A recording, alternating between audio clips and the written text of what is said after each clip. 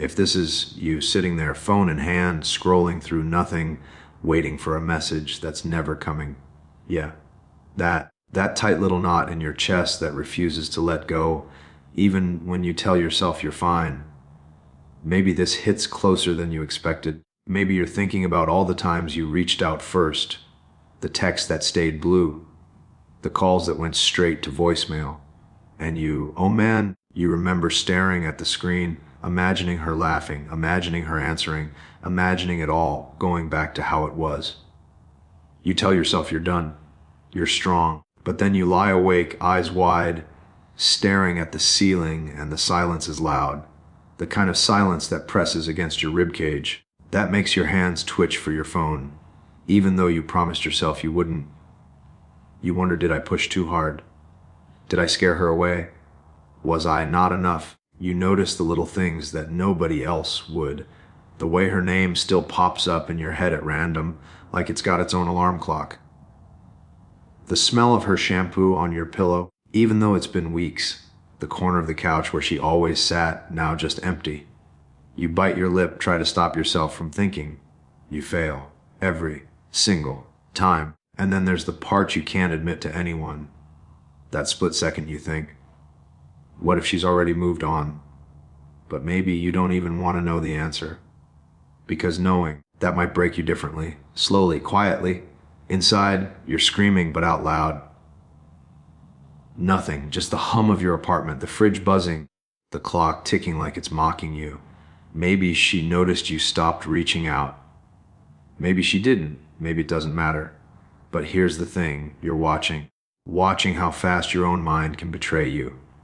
Watching the images of her pop up in your thoughts when you least expect it. Watching yourself wonder if silence is punishment or if it's finally the thing that will make her see you differently. And yeah, it hurts. Hurts in ways that nobody else sees.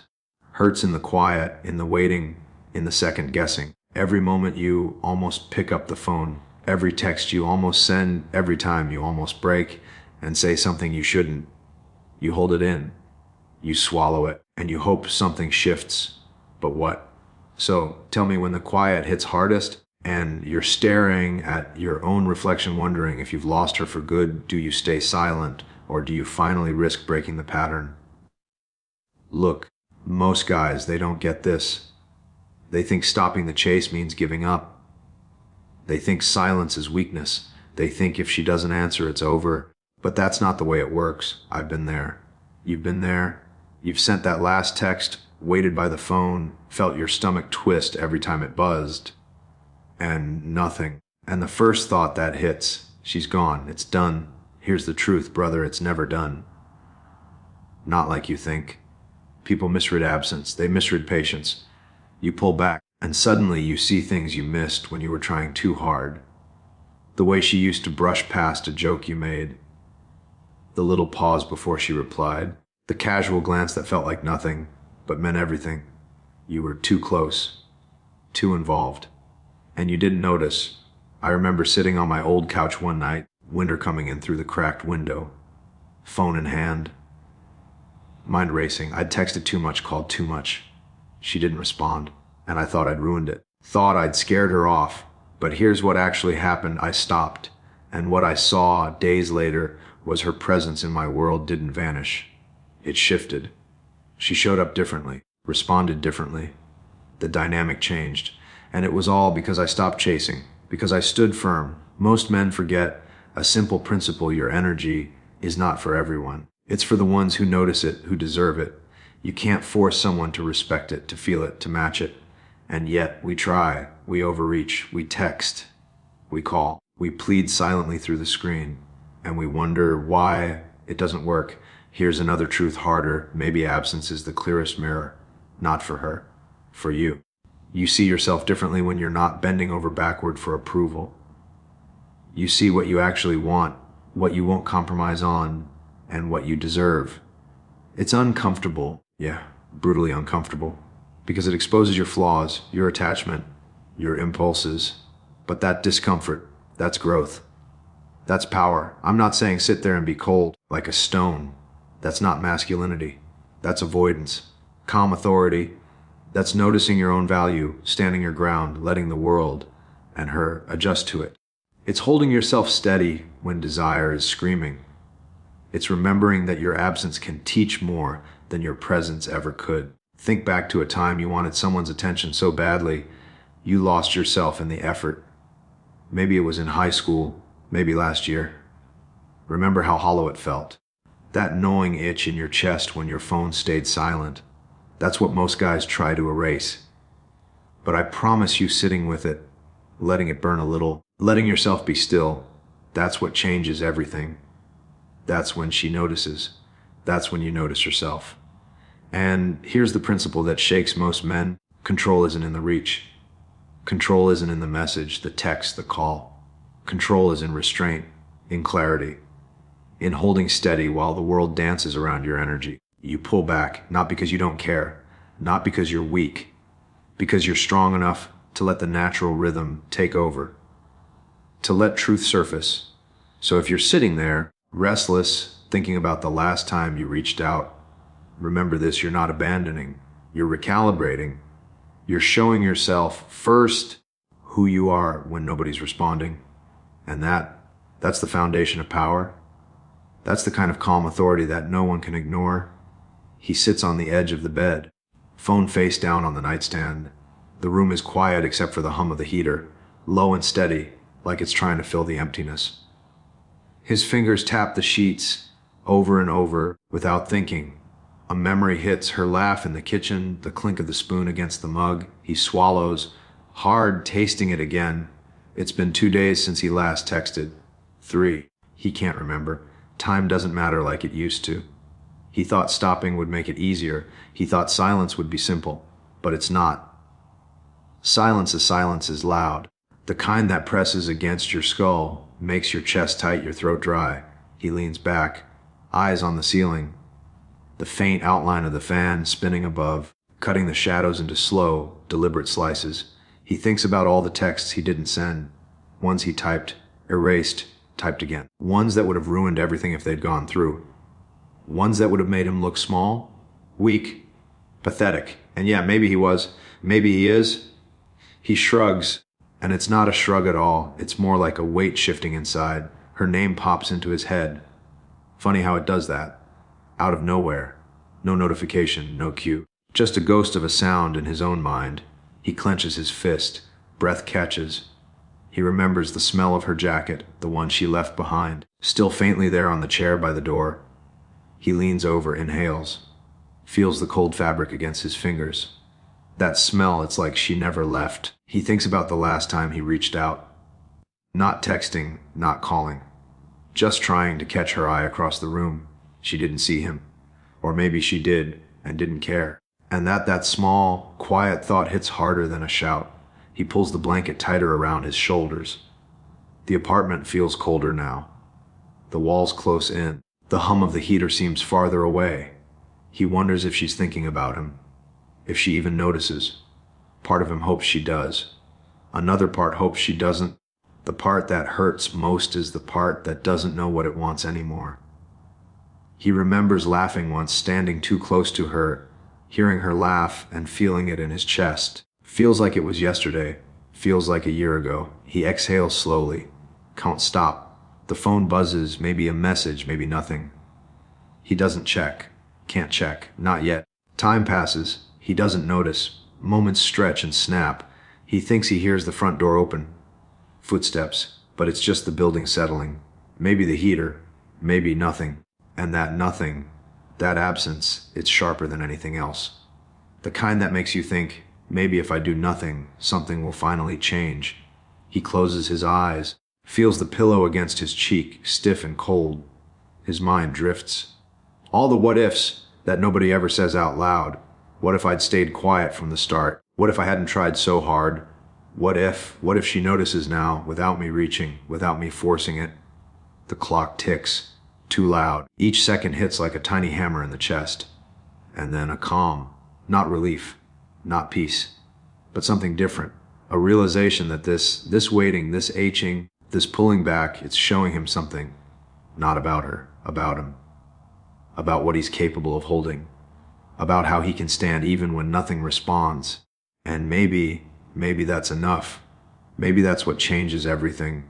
Most guys carry these quiet little beliefs, and they don't even know it. They think stopping the reach means giving up, that if she doesn't answer, they've lost, that their worth is measured in her responses. But none of that is true. Not really. I remember sitting on my bed one night, scrolling through old texts. Every scene that never became a reply felt like a knife. I thought I was failing, thought I was missing my shot. But what I didn't see, what I couldn't see until I stepped back, was that I had been giving pieces of myself away for free, little by little. And in that giving, I lost my center. Attention is cheap. Respect is priceless.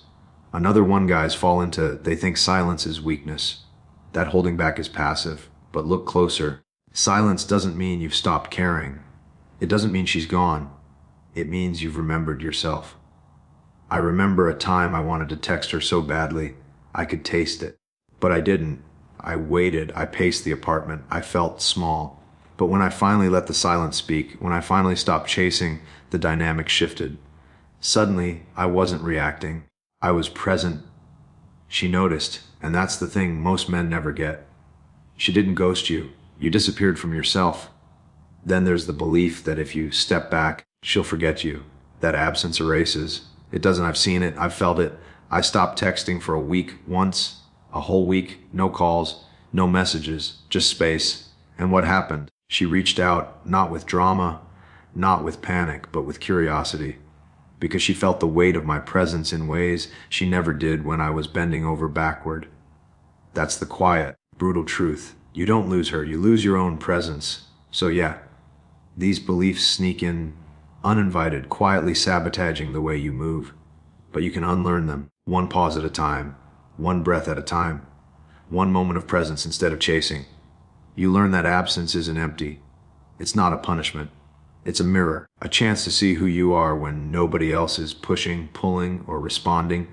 It's uncomfortable, messy, awkward, but it works, not because of manipulation, not because of luck, because it reminds you that your value isn't in her replies. It's in the way you stand when the world doesn't answer. And the weirdest thing, once you see it, once you really let that sink in, everything changes. Not overnight, not in some movie, perfect way. But in small, quiet shifts, your energy carries weight. Your absence carries meaning. And finally, you understand that the game wasn't about making her come back. It was about finding yourself again. This is what he understands. Most guys think action means doing, texting, calling, showing up, chasing. But the 1% headman knows that action doesn't always mean movement. Sometimes it's stillness. Sometimes it's stepping back and letting the world adjust to you, instead of you adjusting to the world. This is how he leads with presence, not pressure. He sits with himself in silence, phone face down, mind racing, yeah, but he doesn't reach. He lets the air settle around him, notices the small things, the way sunlight hits the floor in the morning, the creak of the building, the faint smell of coffee from the neighbor's apartment. He's there, fully there, without trying to fix anything, without trying to pull her back in with a text or a call. He knows the difference between urgency and necessity. Most men feel panic when they don't hear back. The 1% headman feels a nudge, that quiet, uncomfortable tug in his chest, but he doesn't act on it. He waits, watches, breathes. He remembers last week when he almost typed her name into a message. He remembered how it felt last time, the desperation bleeding through the words. He deleted it, sat with the tension instead, felt it, learned from it. That's strength, not noise, not reaching. This is what he knows about presence. It's magnetic, not loud, not flashy. You can't manufacture it. He's not thinking about her reaction. He's thinking about himself, about what he's building inside, about the way he shows up in the world when nobody's watching. That patience, that clarity. It radiates even when he doesn't notice. And somehow, even in absence, people respond. Even she responds because the energy isn't desperate. It's centered, it's grounded. He remembers small details too, not for manipulation, for awareness. The way she laughed at a stupid joke months ago. The way she brushed past him in the kitchen, unaware. The moment she mentioned something important to her, and he listened. He stores it quietly. That's his strength. He's not chasing. He's collecting insight. Insight into human behavior, into patterns, into what really matters. He chooses himself over the screen, over the impulse, over the fear. The 1% headman knows that his energy is a currency, and if he spends it recklessly, flooding texts, chasing, pleading, it loses value. But if he holds it, invested in himself, invested in presence, it grows. Grows in ways that are subtle but undeniable. People feel it. Even if she doesn't text back today, even if she doesn't answer, even if nobody notices, this is how he moves, steady, messy human. Not perfectly, not flawlessly. He gets frustrated, he paces, he sighs. He drinks coffee too fast, he almost reaches out a dozen times. But each time he stops, and each time he grows. Each pause is a lesson in control, a lesson in clarity, a lesson in presence. And that's the headman mindset. It's quiet power. It's inner steadiness. It's understanding that the world will adjust to him, or it won't. Either way, he remains centered, patient, present. He knows most men will never get it. Most will panic, will text, will beg, will flood her with signals. But that's not him. Not today. Not ever. He's building something that can't be shaken by silence, that can't be manipulated by response, that can't be taken away by absence. And in that quiet, in that stillness, the shift happens. Not obvious, not loud. But real. She notices, the world notices, and he stays calm, grounded. Headman, he sets the phone down hard, feels it thud against the wooden table, vibrations rattling his chest. A flash, her laugh, spilling over the kitchen tiles, a memory that twists in his gut. He swallows. Breath stuck halfway. The apartment is quiet. Too quiet. Heater hums, streetlight cuts across the floor in sharp angles. He runs a hand through his hair, feels the tension knot under his scalp. His mind jumps, texts unsent, calls never made, mornings spent waiting by the screen. And then it hits. Sharp, like ice on skin. He's been bending, twisting, dimming, all for a shadow of attention that was never really his to claim. Whispering to himself, almost afraid to hear it, I am enough. The memory snaps, her jacket on the chair, the way it smelled faintly of her, and he realizes it doesn't matter. Not really. The ache in his chest loosens. Hands unclench, shoulders drop. For the first time in weeks, maybe months, he exhales without hesitation. The world doesn't end. Silence isn't punishment, and he feels it raw, human, unshakable. His worth wasn't in her response.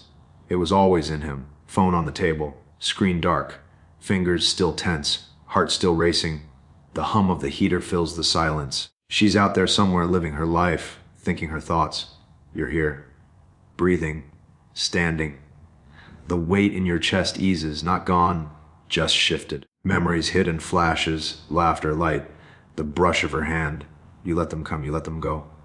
And for the first time, it's yours, all of it. The ache, the clarity, the stillness. You realize she was never the test. You were.